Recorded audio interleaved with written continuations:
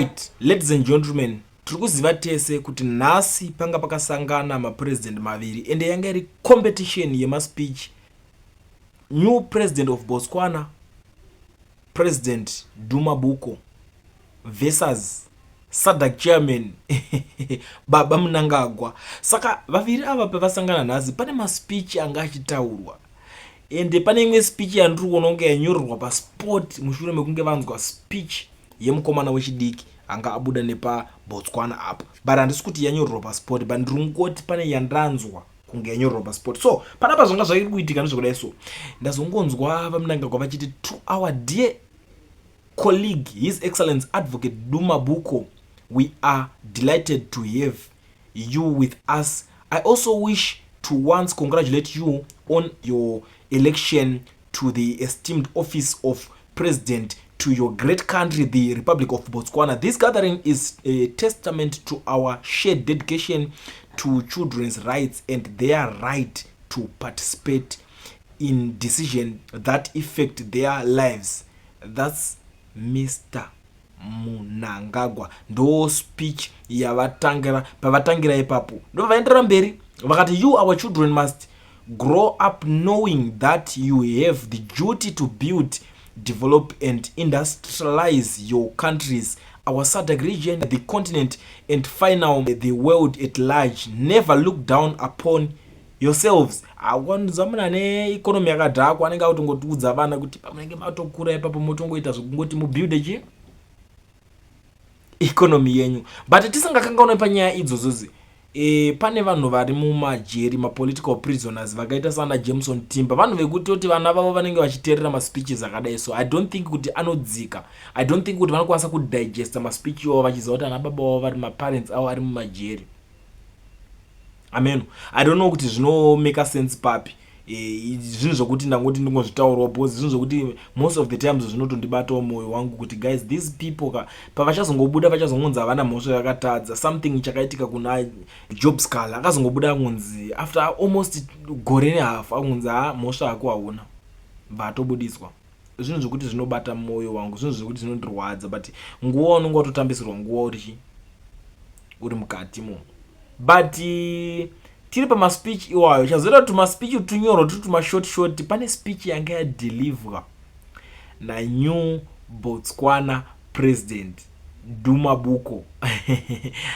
Speech iyoyo ndikukutaurira nhasi iri kutaurwa nezvayo. Tikutaura zvekuti speech iya yekuti talk of the town izve so everywhere kwese kwawaenda ingori kwese, if you go on X iri ngotaurwa nezvayo everywhere, Facebook kwese nepanapa pakulient iri kutaurwa nezvayo speech iyoyo. Vabudawo panapa vachiti the children spoke eloquently, well articulated presentations. They've made their cause, I heard them, they spoke to me, they spoke to my heart. I agree entirely with what you said. Your demands will be mine to carry together with you. The demands were made because we have fallen short, and truly we have. I pledge to you that we will intensify efforts to meet demands that have been placed before us today. We will do also together. I engaged with Botswana child president and I promised that I will avail myself whenever you request a meeting. I want you children, especially those from Botswana, to proudly say that's my boy because I am your boy. I thank you. Imagine His Excellence Commander in Chief zvese mndu anenge ari mukuru wevakuru obva angoti inini zvangu I'm proudly say that's my boy because I am your boy. Anzida kungonzwa muchiti your boy because I am your boy. Kwedu kusadi kunoko hatisati takambozvinzwa. It's something new kwatiri kunoko. Aumbofe wakanzwa munhu achiti my boy. Kana watozofarisa unenge watoti madala mdara wedu umdala wetu kuZimbabwe zvinenge zvatochi. So that speech iyoyo yasiya vanhu vakawanda vane ma question mark kuti chii chiri kumbonyazoitika panapa. even though pane imwe yazonyorwa I personally believe kuti kune vakomana vanenge vakagarira kavabva kuti Boko iwo Boko tanga mukomana wepabhotsa tanga kutaura yako speech timboteerera kuti unoda kuti chii. Akati ndashambizika zvangu apazozvira kuti maspeech tupfupi totoya apasina zvekuti nini ndakazoda so ndakazoenda kuhondo ndakazoda pasi kudiwa speech yekuhondo zvekungochinja. So I pray kuti musadhaki dai zvaramba zvakadaro so that vanhu tinokwanisa kuzonyazonzwa common sense dzichishanda kwete zvekuti unoramba uchingonzi takazodai. Speech ingori simple so kuti munhu ataurawo speech so that munokwanisa kunyazoidigest because iwo mungadigesta zvinhu zvekuhondo chichi chamunoziva chekuhondo umwe munhu ukatomunzwa kuti hondo hatozivi kuti hondo chacho chii because havanambobvira vakaiona umwe wacho vanotoiondera mamovie but izvi kuzonzi hondo vanenge vatoshamisika kuti chichi kunyazotaura nezvacho panapo.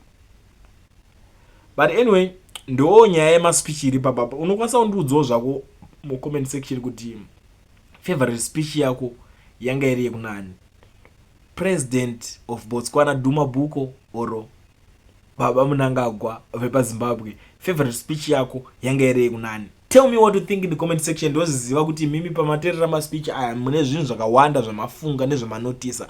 Ndiudzeiwo mu comment section kuti sei mafarira yanhingi ende sei yanhingi yacho yakufadzai without fear or favor. Ndiudzei zvei.